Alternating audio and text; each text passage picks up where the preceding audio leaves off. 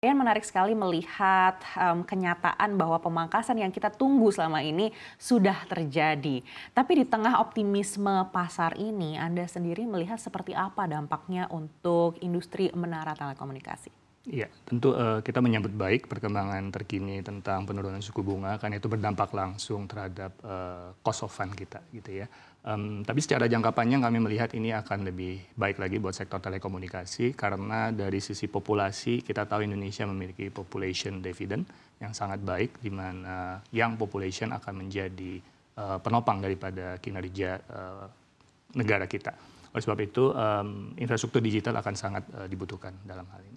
Baik, tapi kalau kita melihat implementasinya di suku bunga dalam negeri ini biasanya kan butuh waktu mungkin sekitar 2 hingga 3 bulan. Anda melihat apakah sudah bisa terasa efek baiknya ini di kuartal 4 2024?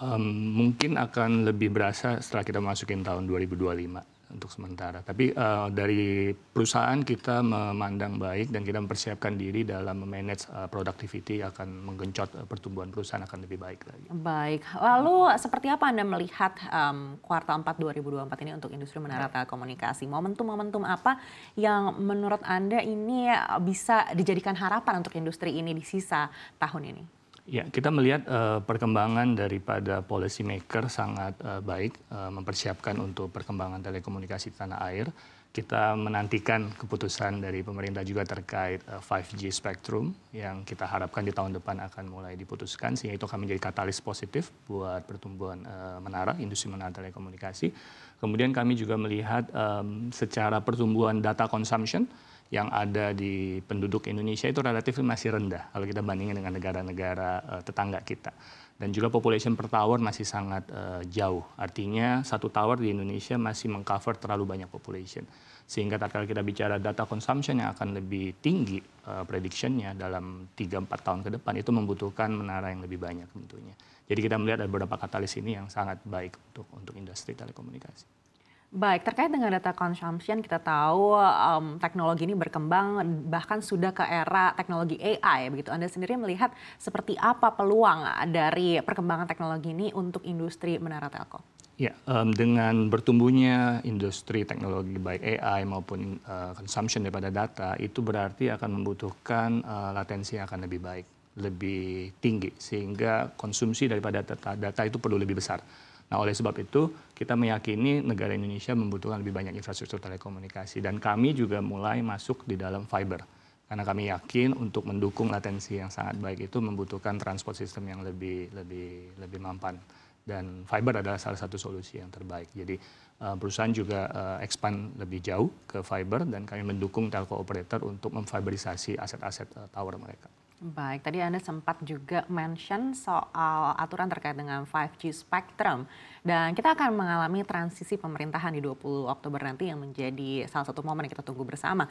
Tapi seoptimis apa Anda melihat bahwa pemerintah yang baru ini bisa langsung fokus terhadap aturan tersebut? Apalagi Anda harapkan ini bisa diimplementasikan di tahun depan. Iya, tentu membutuhkan waktu. Artinya 5G kami lihat ini baik sebagai katalis buat industri, tapi perlu ada ekosistem yang juga dipersiapkan dengan lebih matang. Artinya bukan hanya spektrum hanya satu di antaranya, tapi juga ada tentang kesiapan handset, bagaimana kesiapan infrastruktur, dan juga tarif. Actually, beberapa hal ini perlu dipikirkan baik. Dan kami melihat komitmen pemerintahan yang baru, meneruskan polisi yang lama, demikian disampaikan. Jadi kita melihat kita sangat mengharapkan stabilitas tentunya dan sebagai pelaku bisnis kita berharap pemerintahan yang baru bisa segera membuat kebijakan yang positif buat industri. Baik, menarik sekali melihat optimisme Anda dan ekspansi untuk ke pasar fiber ini begitu.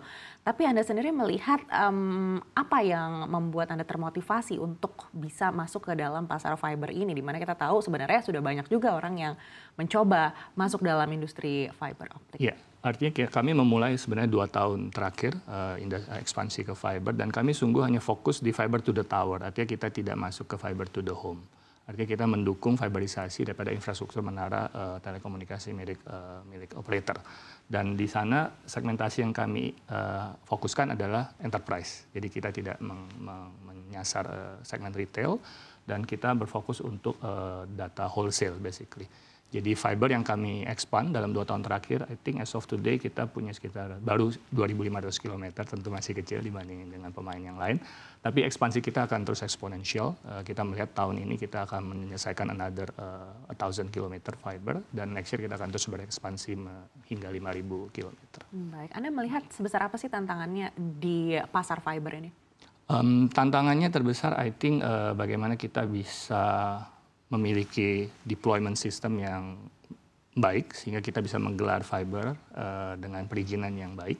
Kemudian kita juga bisa memaintain dengan MTTR yang baik, artinya service levelnya baik. Dan kemudian bagaimana kita bisa meningkatkan colocation. Jadi mirip, menara dan fiber sebenarnya mirip, yaitu bagaimana kita meningkatkan colocation ratio. That's why fiberisasi yang kita lakukan bukan hanya untuk MNO, kami juga mengoffer ke enterprise. Artinya data center to data center, kemudian kantor, bank, dan segala macam, kita juga menyasar pasar itu.